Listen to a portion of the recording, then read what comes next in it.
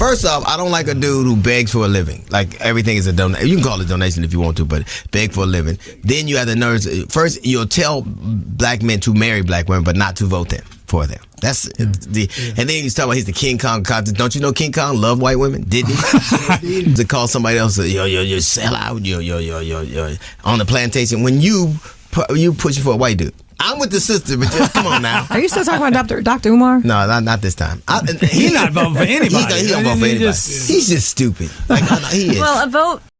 Even Dr.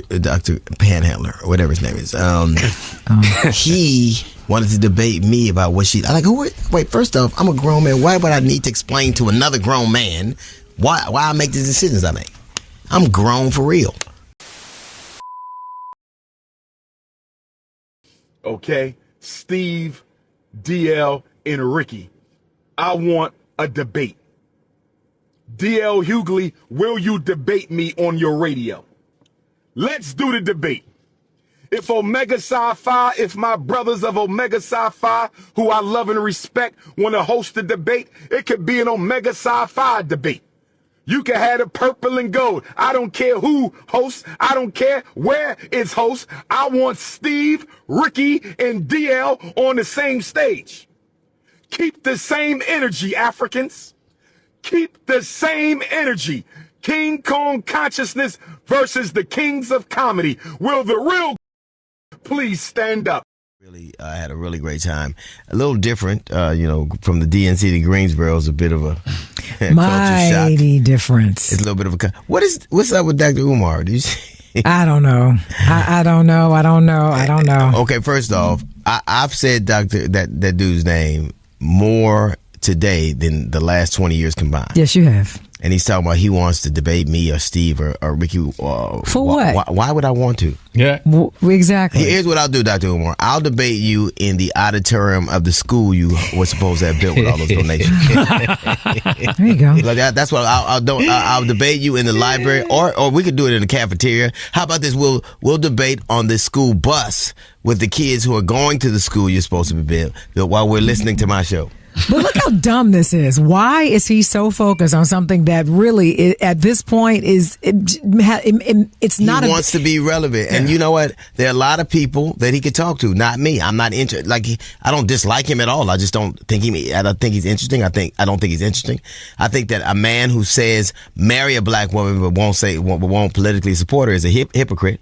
I think. Ultimately, this dude talking about he's the King Kong consciousness. Does Dr. Umar know that King Kong died grabbing a white woman? Does he know that? Holding on to a white woman. Yeah, he died holding on to a white woman. I mean, I'm just saying. Yeah, missed that one. Yeah, he died holding on to a white woman. As a matter of fact, all he did to the black women villagers, is eat them as human sacrifices. That's what they did. I think that people who just sell nothing. I don't know what he does. I know he tells people what to do, who to marry and what to do. That doesn't interest me. And I always ask him for the notion. He bags so much, his hands need to be cups. I swear to God. Oh, my God. I don't know what he does. But why would I? I just don't understand why anybody would want to take the attention off the most important thing that we all need to be focused on. He don't need to be debating you. He don't need to be debating. Where would we debate at? And what you talking about? And neither one of you are running for office. That's so what y'all debating for? That's my total point. There's so many other doctors. I like to talk to Dr. Lavin before I like to talk to him. I like to talk to Dr. J. I like to talk to Dr. Dre. I like to talk to Dr. Pepper. I like to talk to Dr. Scholes before I talk to Dr. Umar. It's ridiculous. Dr. Pepper. Do that. Yeah, I don't care. Do that to somebody else. I'm not interested in that. I think it's hypocritical. You Dr. Seuss on line 1. Yeah, I don't care nothing about what you say. I don't listen to you. I don't. And you take yourself so seriously. I don't get it. So this is a thing. Why do you think? And I don't think there are a lot. But why do you think that there are some black men who just seem to despise Kamala Harris? I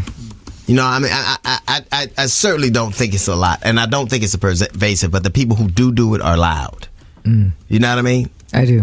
Why do you think it is they don't like her? I think first of all, I'm not asking you. I'm asking the people, and you can weigh in later. You better ease back. So that's what that's why I can see why. I can see why people don't like it. I can see why.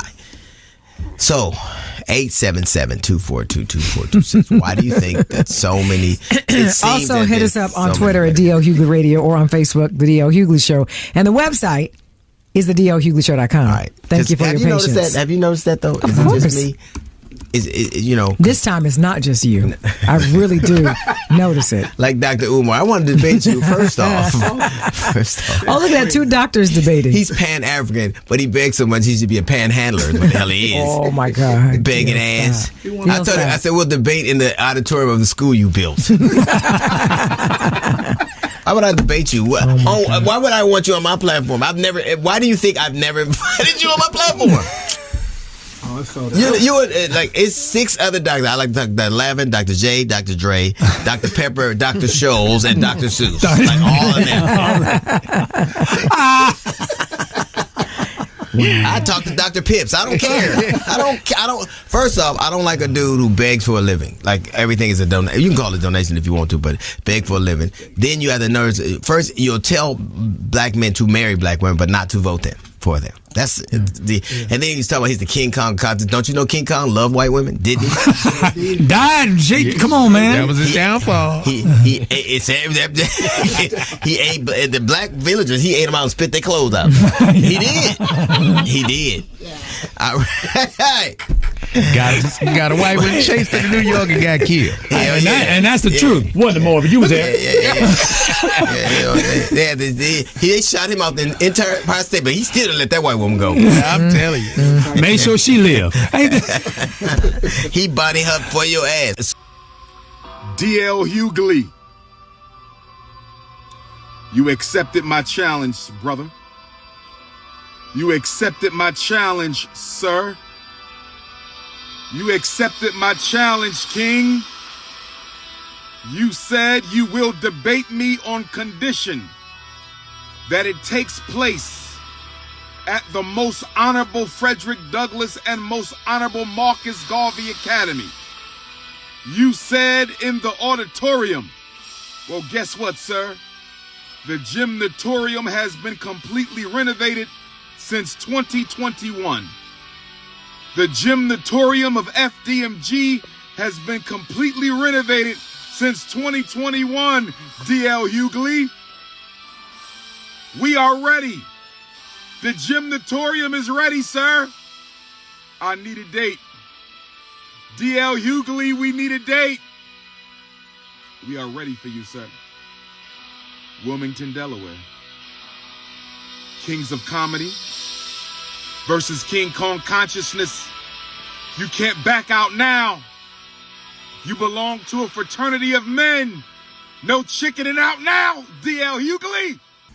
So why do you think it is that it's seemingly black men, some black men, and I think a pretty good amount. But I don't think it's high percentages. No, it's not. But they're very loud. When they say, "What has she done for black people?" Like I heard Jermaine Dupri, he wasn't trying to be, but he's like, why did she do what she in office? Don't you understand she has vice in front of her name? You can't be that stupid. Are you that? Yeah, you can. I know you that stupid. I know you're so different, not so dumb. It's like, were you stupid? Well, like literally, don't you know civics? You can't pretend to not. I have a GED and I know civics. Is Mike Pence responsible for Trump storming the Capitol? No. Right. But I think the difference is, even though you have a GED, you also are curious about how things work. So you were like, you said to me, you decided to read, obviously, once you got out of school, but you said... You had to do that. That's why people don't like y'all. That's exactly that thing right there. Anyway, the point is, you have a natural curiosity to see how things work. Yes. You want to know what's going on in the world. These people don't know anything about civics, political science. They don't know how the system works, and they don't care. So they get on social media, they rip headlines, and they run with it, and they add their own spite and salt to it. And who are these darks that call somebody else you sellout, yo, on the plantation when you pushing for a white dude? I'm with the sister, but just come on now. Are you still talking about Dr. Umar? No, not this time. He's not voting for anybody. He don't vote for anybody. He's just stupid. Like, he is. Well, a vote, if you don't vote at all, you might as well be voting for Trump. But yeah, it's the same thing. So that's extra stupid. It's all these people who think nothing, and they want to sound smart doing it. There's all this, this like it's like voting purgatory. Like I'm not, and it's not even just black men. I think it's Latin. It's more pervasive now because they're on our algorithms. You're from a land far, far away called Nashville. Yes. Moy, but what? Oh, you can't hear him. Huh? I'm sorry. You can't hear him. It's like UNICEF. What do you say? So there's a couple of things. When it comes to what I hear about her is, I can't be led by another woman, but especially a black woman. This is coming from black dudes. This is coming from people I know. Also because I'm a misogynist and I believe that, and I like massages. No, but also too, it goes back to the fact of, if you're not knowledgeable and haven't done the research, it looks as though she hasn't been in the picture. It's just been Biden. You've just been saying Biden. Here's the thing that's ironic to me. You voted for a that just was a game show host. And you on the premises of being a successful businessman who's lost virtually every bit. So let's not. I think I have no doubt. I have chauvinistic ways. A little bit. Shut up, woman. That's perfect. No, I do. Yeah. I do. I'm not. That's proud how of natural it is. That's how natural I'm it not is. proud of it. Oh God. And I told you about letting him read while I'm here. You can't read. What you talking about? What the hell? I wonder if the men who are this loud and this vociferous in their opposition of her have daughters they love. I'm sure they do. Or they have sisters they love, or they have a mother they love. So I think it's very hypocritical then say these things about something that could be historically relevant, obviously, but tell your daughter she can be anything she wants. What do you think? Yeah, that doesn't even make sense. And now you don't want to be so-called led by a black woman, but you call yourself a mama's boy. You've been led by a black woman. You're grown ass. Why don't you move out your mama house? Why don't you do that? Why don't you do that? You don't want to be led by a black woman. Harriet Tubman did all right. Yeah, how about that? I'm so dope. I am so dope. I can see why they picked me to be talking to DNC. I'm telling you. I can see. I was like, well, you know what? They went, you know what? John, the truth is, I mean, we can go down. Hey, man. It's a lot. Angela Davis, it's been so it isn't like we haven't been led, you know. I just don't get. But you and I also had a conversation, and we talked about how a lot of black men, not all, I'd say a think lot, that they have been left behind, right? Because we've read these studies that talked about how black women are now the most educated, the most entrepreneurial, loud in terms of and economic leaders. Say it one more time. Obnoxious. Anyway, the point is, I guess if you're looking at it and you're seeing all of these stories and you're watching all of this black girl magic, and it looks like the numbers for you are going the opposite direction, then you see a woman who is black, who is successful, who is now ascended to not only the vice president, but now the presidential nominee, and she's married to a white dude. You're like, what who is the talking hell? more than me on my show? Who's doing that? Because she's smarter.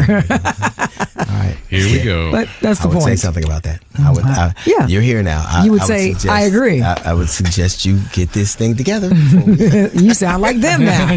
This right here, this scenario that just went down. That's the you problem. sound like them. No. All right, we're getting to your calls in a bit. Even Dr. Panhandler, or whatever his name is, he wanted to debate me about what she. I'm like, wait. First off, I'm a grown man. Why would I need to explain to another grown man why I make the decisions I make? I'm grown for real. Why? What is this thing I gotta? Everything she's done is available. Keith Boykins does a wonderful job breaking it all down. Do you actually think that the black farmers get that $2 billion if she's not in his ear? Do you think that HBCUs get that $16 billion if she's not in his ear? Do you think that the child's tax credit happens if she's not in his ear? Do you think lifting so there were things? Do you think just like Ketanji Brown Jackson changed some has mitigated some of what the Supreme Court has done? Having someone in your ear that never had thought like that before, that you're exposed to someone who never thought like that before. This man went from a black president, it was a two-term VP of a black president. He became president. He picks a VP. Now he's trying to help her become president. You don't think he learned anything in that? And there's a reason that black poverty is at the lowest level ever. I don't really like the black unemployment rate because they say it's the lowest unemployment rate in black unemployment rate in history, but during slavery, the unemployment rate was zero. Everybody worked. So that's not the point. You had a job. Right, whether you was just born, I know, but you can hold this basket. I know that. So I've heard any number of people that try to tell you that Vice President Harris, she's Indian, and they will quote, many newspapers that say, well, it's the first Indian vice president. You can be two things. One dude went on to say her mother's Indian, but they didn't talk about her father, who is from Jamaica, whose last name is Harris. Harris is an English name. Where do you think a Jamaican would get a name like Harris from? Oh yeah. English people from England took people from Africa to Jamaica for the slave trade. They're talking about biracial. It's funny because the very people we are black because they said we were. As a matter of fact, they at one point said if you have one drop of black blood, you are black. Now those very people are saying somebody with half their DNA being black, it is not black enough. It's interesting because VP Harris went to an HBCU, and if you look at the history of HBCUs, the initial students there, and a lot of the students there at HBCUs were the descendants of slave owners. And they all kind of looked like VP Harris. They were very biracial, but they didn't call them biracial back then. They didn't call them, biracial. They called them octoroons and quarteroons. They called them suckers. They were illegitimate children of slave owners. They were the product of. But one thing they weren't was ambiguous about who they were. They knew they were black. Everybody else knew they were black. Everybody. There was never a case for ambiguity. They knew exactly who they were. If you look at many of the initial, if you look at the sorority where Kamala Harris, she pledged many years ago, AKAs, look at their initial founders. They look a lot like her for a reason. They look like that for a reason because many of them, most of them are the people who went to those schools, the people who got further educations were biracial. They generally were, a lot of them, the descendants of slave owners. These slaves, their mothers, and didn't want their children in the field, so they sent them off to college, HBCUs and the such. But no one ever questioned what their race was, because if you had even one drop of black blood, you were black. Now we have people seeing contorting themselves to tell us that that's not true. Byron Donalds, who is a congressman who in the last 2 months has defended Jim Crow, and a white man who's telling a black woman what her nationality is, what her race is, and who is married to a white woman and has biracial kids. So that's one hell of a conundrum. They're telling people who they are. And, white people hate the term identify because they have always been the one who told us who we were. You don't have to self-identify. I'll do it for you. I'll tell you what you are. You're black. You're not. They've always had that preference. That's been the sole province of them. They hate when people self-identify because then what is their job? But now we have a clearly black woman who clearly went to an HBCU and clearly pledged a black sorority. You're telling her she's not black. The very same descendants of people who said that one drop of black blood tainted you to the extent that you were black 100%. There was no doubt about it. Now a woman who 50% of her DNA is of African descent say that you're not black. All I'm asking you, if one drop of black blood made you black, and now 50% of black blood doesn't make you black, all we're asking, dear America, please make up your damn mind. I'm going to say it again. Her parents claimed black on paperwork so they could get the affirmative action set-asides. That's why she went to Howard University. That's why she went to Howard University, to get the grants and the scholarships and the federal aid and to get the set-asides. They wasn't black. They only claimed that on paper to get your benefits. And since you got black men running around saying she's the same color as us, as if you don't have brown Asians and brown Arabs and brown Vietnamese, since you got stupid black people running around saying she looks just like my aunt, we the same complexion, I can show you brown Vietnamese. I can show you brown Arabs. They don't belong to the African race. You